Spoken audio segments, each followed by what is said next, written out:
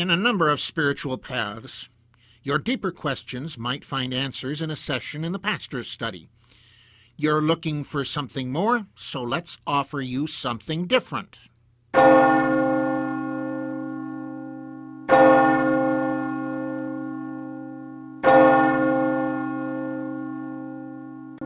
Merry meet, blessed be.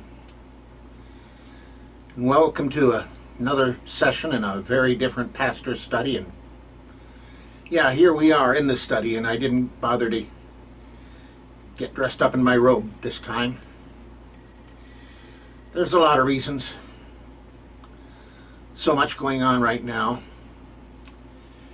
between Lady Stormy and myself, health-wise and that sort of thing. And those things need to be addressed. And various other projects going on that make demands on my time, and the fact is that it's one of the projects kind of wore me out today, etc. And something else that's in the works that I was busy with last night that has me rather excited. And I'm not telling you about it yet, not until it's ready to be rolled out. Anyway,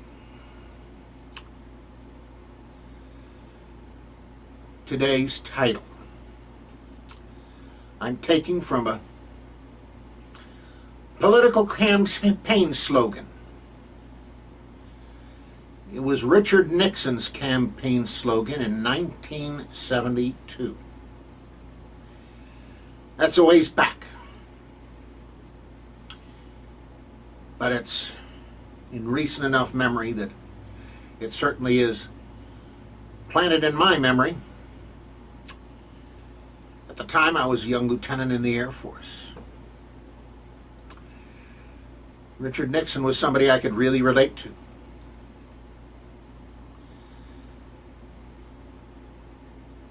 And I came to really admire the man.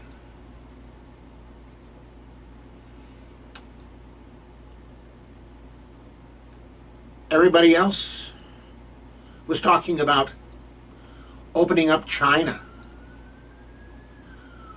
He opened up China. Not the people who were doing all the talking about it.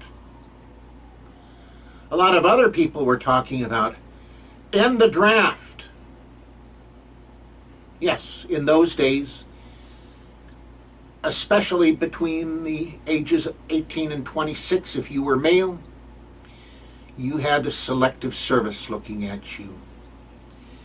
And hundreds of thousands, more than that even, of young men would have their lives interrupted by a letter that came in the mail saying, "Greetings from the President, you have been selected."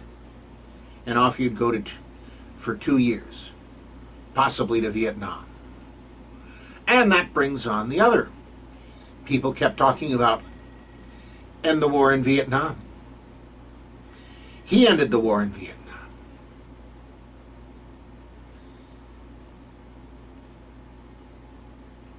But there's a lot of other things that people remember about him instead of that. And it's a shame.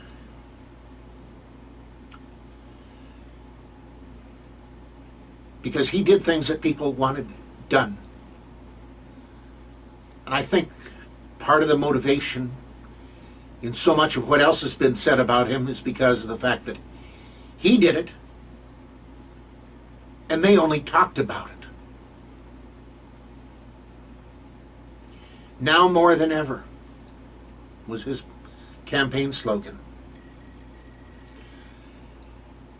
And I remember, depending on who you listen to in the news, in 1973, you'd practically hear something to the effect of, "It's a rainy day and it's President Nixon's fault."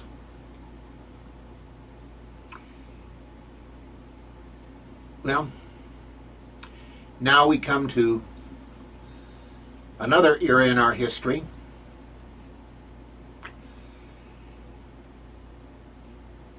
and another group of people are seeming to be interested in, if they don't get their agenda, putting a stop to things. Speaking of which, the state of Minnesota is shut down. So what does this have to do with theology or anything having to do with the divine? Quite a bit, actually, because it demonstrates in secular terms what we need. And we've had it before in secular terms, and we can have it in spiritual terms. The word is unity. And it doesn't mean fitting everybody into the same mold. No. It doesn't mean that we all pick one particular spiritual path and we march on that like good little spiritual soldiers. No. We have our own spiritual paths, each and every one of us. That's a very individual thing, you know. Mine is not yours. No matter how much you might agree with me or disagree. And you have every right to yours, and I have every right to mine. However, we have the right to an exchange of respect.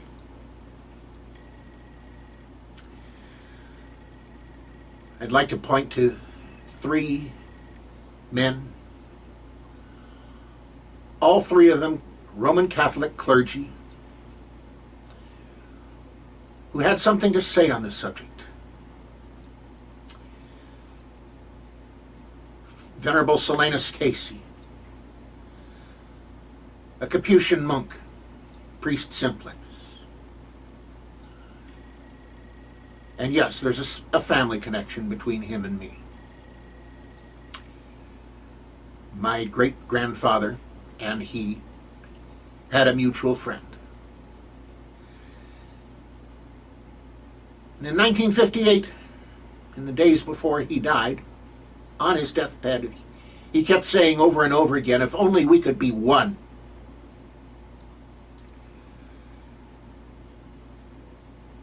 In the 1960s, actually the 1950s and the 1960s, Archbishop Fulton J. Sheen said, it's not a unity of religion that I pray for so much as, but a unity of religious people. I'm doing this off the cuff. I may get a couple of words mixed, but you get the point. A unity of religious people, not a unity of religion. And in the mid to late 60s, a Trappist monk and a definite nonconformist among them, Thomas Merton. He was not the typical priest that you came across in confirmation class, I can promise you that. But he talked about what could happen if we would only use the unity we already have. And he probably had some pretty good ideas on how to bring that about, because among his personal friends was the Dalai Lama. The Dalai Lama said that he understood Buddhism better than any Christian that he'd met. I remember in one videotape of the Dalai Lama, he said that if Merton were still alive, he'd be his partner for something for peace. And I can see that.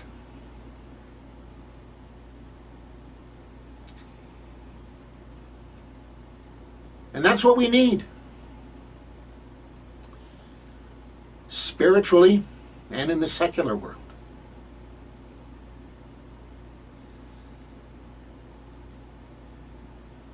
And I'm open to ideas on how we can bring it about.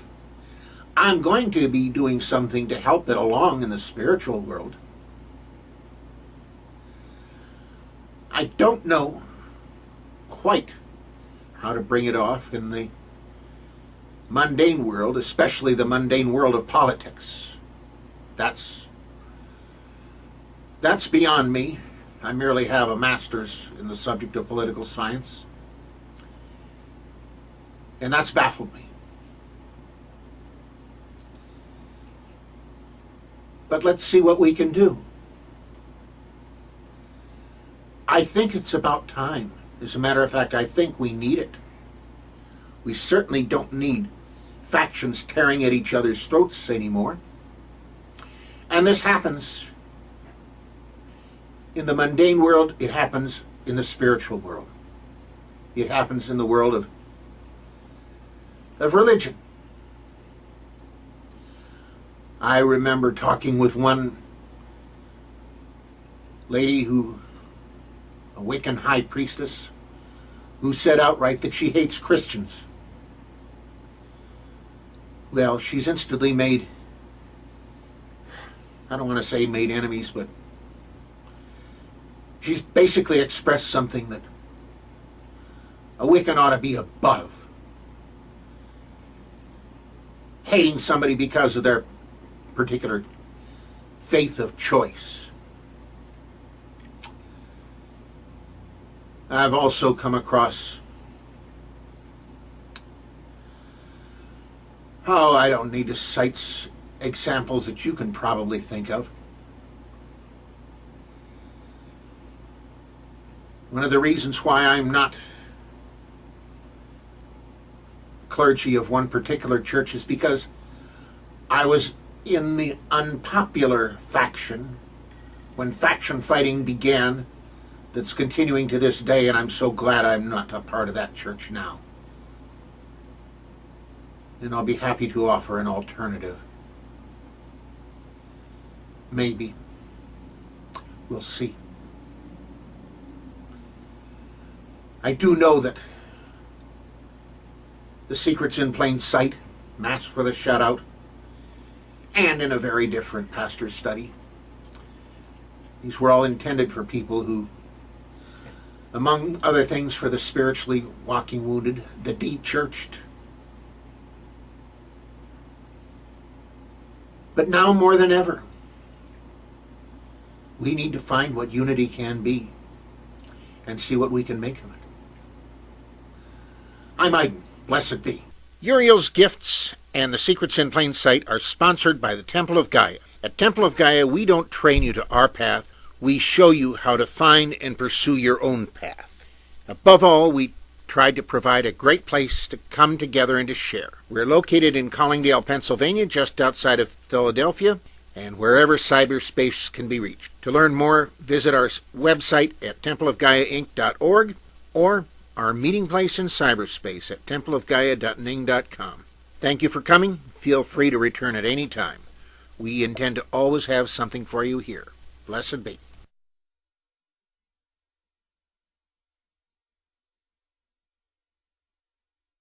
This has been a presentation of the Wise Ones Net.